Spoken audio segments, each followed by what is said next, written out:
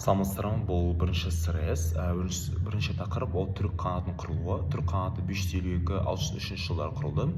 Территориясы түрік қанаты қазіргі Қазақстан, Монғолия, Алтай, Шығыс Түркістан және Орта Азия жерін қамтыды. Бастапқы орталығы Орхон өзені бойымен Алтай тауының баурайы болды.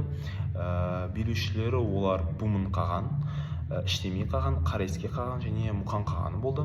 Жалпы түрік қанатының басты саяси әлеуметтік оқиғалары ол 552 жылы Бумын қаған жужындары талқандады. Сол кезде түрік қанатын құрған болатын. Мұқан қаған тұсында қанаттың күші артты, Қытайдың солтүстік аймағын бағындырды. Жібек жолының шығыс бөлігін бақылауға алды. Іштемей қаған Орта Азияға жорық жасап, соғды Ферғана, Талас өңірін бағындырды. Жалпы қағанаттардың құрамына көптеген түркі тайпалар қосылды, біртұтас этникалық саяси бірлік қалыптасты. 6 ғасырдың соңына қарай көптеген ішкі тартыстар көп болды, олар күшейді, яғни билікке талас өте көп болды. Соңына қарай Қытай тан әулеті түріктердің арасындағы дағдарысты пайдаланып, олардың ықпалын шектетті. Сосын 603 жылы түрік қағанаты екіге бөлінді, шығыс және батыс түрік қағанаты пайда болды. Жалпы тарихи маңызы түрік атауын алғаш рет ресми мемлекет атауы ретінде бекітті. Ұлы жібек жолында халықаралық саудаға жол ашты. Түркілердің Қытай, Иран, Византия сияқты ірі мемлекеттердің бірі болды. Олармен тән дәрежедегі дипломатикалық қарым-қатынастар орнатты және халықаралық беделін арттырды. Келесі тақырып ол шығыс және батыс түрік қанаттары 603-704 жылдар аралығы. Жалпы территориясы шығыс түрік қанатында қазіргі Монғолия, шығыс Түркістан, Алтай өңірі болды. Батыс түрік қанатында Жетісу, оңтүстік Қазақстан, Сырдария бойы и Орта Азия аумақтары болды. Билеушілері шығыс түріктерде Шыбарайық қаған, Құлтық, Елтеріс қағаны, Білге қағаны, Күлтегін қағаны. Батыс түріктерде Тонжабу қаған және Іштемей әулеті болды. Басты саяси әлеуметтік оқиғалар ол 603 жылы түрік қағанаты екіге бөлінді ішкі тартыстардан және Қытайлардың кесірінен. Сосын шығыс түріктер Қытаймен соғысты, олар кейде жеңілді, кейде ұтты. 7 ғасырдың соңына қарай Елтеріс, Білге қағандар тұсында қайта күшейді, Қытайларды жеңе бастады. Батыс түріктерде Оноқ будын жүйесі болды.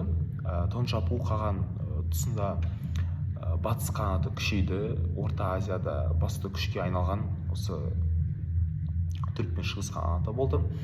7 ғасырдың ортасында тайпалар арасында қайттан алауыздықтар күшейді және олар мемлекеттер әлсіреді.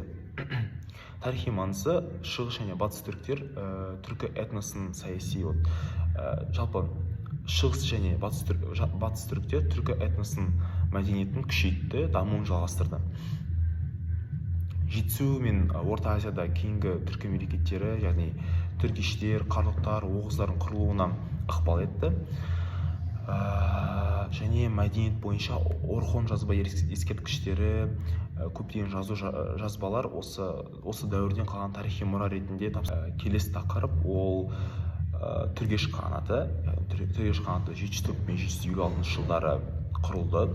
Территориясы Жетісу аймағы, яғни Шу, Талас, Іле өзендерінің бойы және қазіргі Алматы, Жамбыл өңірлері.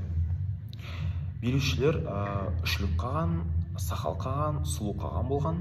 Олар осы жалпы түргеш қағанатының басты саяси әлеуметтік оқиғалары ол 704 жылы Үшлік қаған Жетісуда түргеш мемлекетін құрды.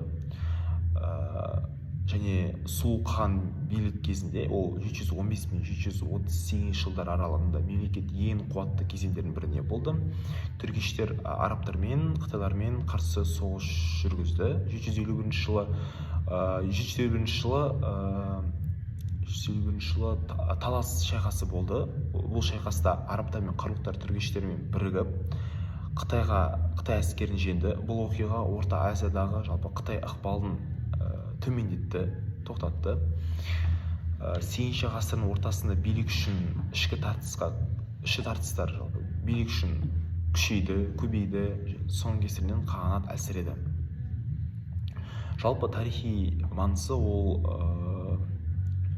жетісуда түркі мемлекеттігін жалғастырды, яғни жетісуда түркі мемлекеттері көбейді және талас шайқасында Орта Азияда ислам дінінің пайда болуына ықпал етілді және қазақ халқының этногенезіне түргеш тайпалары өте көп үлес әкелді. Келесі тақырып ол қалалық қанаты 756-940 жылдар, территориясы Жетісу, Тараз, Шу, Ле өзен бойындары, кейіннен Ферғана мен Шығыс Түркістан аумағына тарады.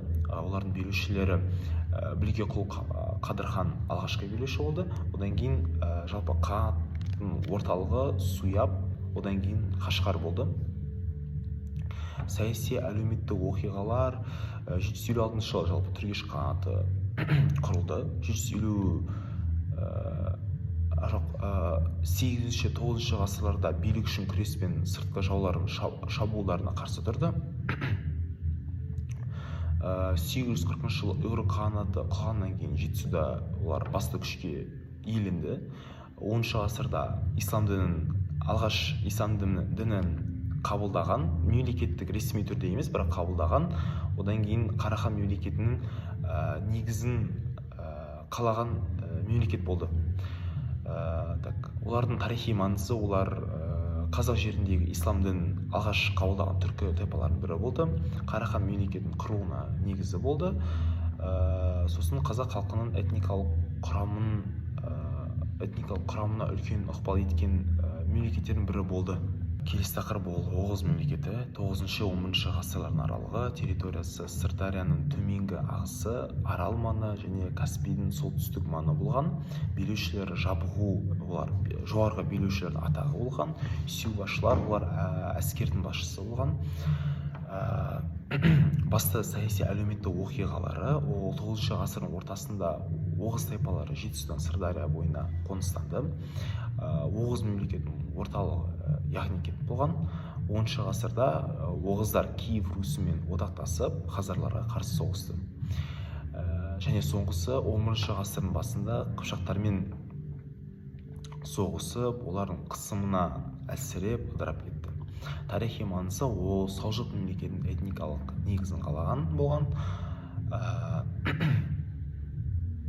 Жалпы Оғыздар түркі мемлекетінің мәдениеті мен әлеуметтік жағдайын ықпал еткен. Қазақ халқының оңтүстік аумағында өзінің этникалық құрамының қалыптасуына ықпал етті. Келесі тақырып ол ұйғыр қағанаты. Ұйғыр қағанаты 744-840 жылдар аралығында өмір сүрді. Территориясы Моңғолия, Шығыс Түркістан, Алтай таулары мен Орхон өзен бойы болды. Билеушілер Білге құл Қадырхан және Боғу қаған болған. Басты саяси әлеуметтік оқиғалардың бірі ол 744 жылдары Шығыс түрік қағанаты орнына құрылды. Ұйғырлар буддизм мен манихей дінін қабылдаған. Олар Қытай тан әулетімен саяси мәдени қарым-қатынаста болған. Және 840 жылдары қырғыздармен соғыста олар әлсіреп құлдыраған. Тарихи маңызы ол ұйғыр жазуы, әдебиеті және мәдениетін дамытқан. Түркі өркениетінде діни мәдениетіне ықпал еткен және кейінгі түркі мемлекеттеріне мәдени мұралар қалдырған. Келесі мемлекет ол Қарахан мемлекеті. Қарахан мемлекеті 942-1212 жылдар аралығында өмір сүрді. Территориясы ол Жетісу, Шығыс Түркістан, Ферғана, Сырдарияның ағысы және қазіргі Қазақстан солтүстік пен шығыс аймақтары болған. Оның астанасы Баласұғын, одан кейін Қашқар болған. Билеушілері олар Саттық Боғрахан, одан кейін Мұса, Хасан, Насыр деген қағандар болды. Әйгілі саяси әлеуметтік оқиғалар ол 942 жылы Баласұғында билікке келіп, Қарахан мемлекетінің негізін қалады. Саттық Боғрахан алғашқылардың бірі болып, жалпы осы исламды қабылдап, Қарахан мемлекеті ресми түрде ислам дінінің мемлекетіне айналды. 10 10 ғасырдан бастап мемлекет шығыс және батыс хандықтарға бөлінді. Самоиттер, ғазнауилер селжұқтармен күрес жүргізді. Қарақытайлар шапқыншылық кезінде олар әлсіреді. 1212 жылы Хорезм-Шах мемлекетінің қол астына өтті. Олардың тарихи маңызы ол орталық Азияда исламды кең таратқан осы мемлекет болған. Түркі халықтары арасында феодалдық мемлекет құру дәстүрін қалыптастырды және бірінші болып феодалдық мемлекет құра бастады. Одан кейін көптеген жалпы мұралар қалдырды. Олардың бірі Құтадғу білік және Диуани лұғат ат-түрк болған. Келесі мемлекет ол Қарақытай 1128 пен 1113 жылдар аралығы. Территориясы Жетісу, Шығыс Түркістан, Сырдария, Ферғана және оның астанасы Баласұғын болған. Билеушілері Елудаши, Күшілік хан. Саяси әлеуметтік оқиғалары ол 1125 жылы Қидан мемлекеті құлап, қидандар Жетісуға қоныс аударды, одан кейін жаңа мемлекет құрылды. 1141 жылы Қарахан әулеті талқандалды. Орта Азияда үстемдік орнатты, Жібек жолын бақылауға алды.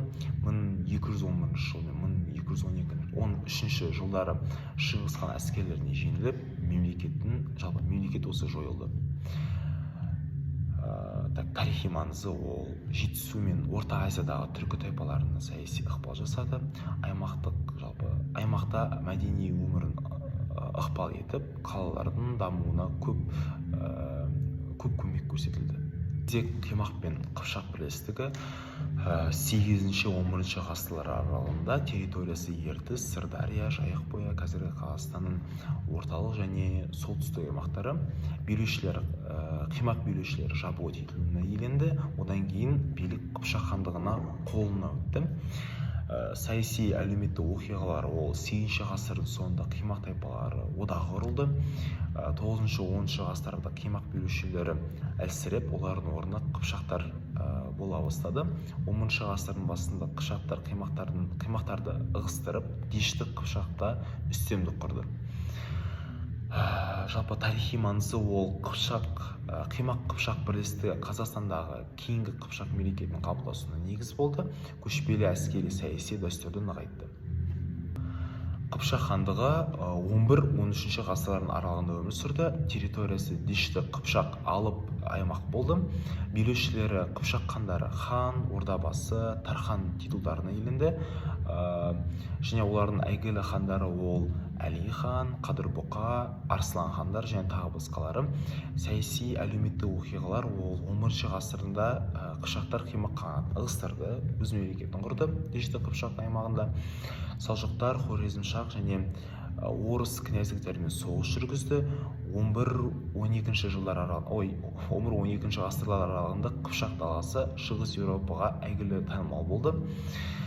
13 ғасырдың басында моңғол шапқыншылығынан кейін мемлекет өзінің өмір сүруін тоқтатты. Тарихи маңызы ол орта ғасырдағы Еуразия кеңістігінде ең ірі көшпелі мемлекет болды. Қыпшақтар кейінгі қазақ халқының этногенезіне көп ықпал көрсетті және кодекс, куманикус сияқты мәдени ескерткіштер қалдырды. Келесі Хазар мемлекеті 7-10 ғасыр аралығында қалыптасты. Территориясы Кавказдың солтүстігі, Еділ бойы және Каспий теңізінің жағалауы болды. Жалпы астанасы Еділ бойында болған. Билеушілері жалпы қахан және бектер болған. Олардың әйгілі хандары ол Бұлан хан және Обадия. Жалпы саяси әлеуметтік оқиғалары ол 7-ші ғасырда түрік қанаты ыдырағаннан кейін пайда болған. 8-ші ғасырда ислам дінін қабылдаған арабтарға қарсы соғысты. 8-ші ғасырда аяғында еврей дінін өзінің мемлекеттік діні ретінде қабылдады. 9-10 ғасырда орыс князьдіктерімен, печенегтерімен күресті. Жалпы өзінің мемлекет өмір сүруін доғарған кез ол 10 ғасырдың аяғында Киев Русі мен жорықтарының кесірінен әлсіретті, құлдырай бастады. Тарихи маңызы ол Хазар қағанаты Еуразиядағы жалпы көп ұлтты мемлекеттердің бірі болған. Халықаралық сауда орталығында Жібек жолының солтүстік тармағын бақылауға алған. Найман, Керей, Меркі және тағы басқа мемлекеттер, яғни олар 9-13 ғасырлар аралығында өмір сүрді. Территориясы наймандар жалпы ертістен тарбағатайға дейін, керейлер орхон, керулен, селенгі өзендер бойы, меркіттер селенгі, арғын өзендер маңы. Билеушілер наймандар Инаншбілге, Күшілік хан, керейде Марғыз, Торы хан және Уан хан, меркітте Тоқтабек деген хан әйгілі болды. Саяси әлеуметтік оқиғалар ол 9-12 ғасырларда ертіс, орхон, селенгі бойында түркі және моңғол тайпалары ірі біргелістіктер құрды. Найман керей меркіттер көрші қырғыздармен, қыпшақтармен, ұйғырлармен қарым-қатынас жасады. Жалпы 12 ғасырдың соңына қарай Шыңғыс хан күші көбейгеннің кесірінен олар одақтасты. Сосын 13 ғасырдың басында моңғолдардан жеңілді және біртіндеп империя құрамына кіре бастады.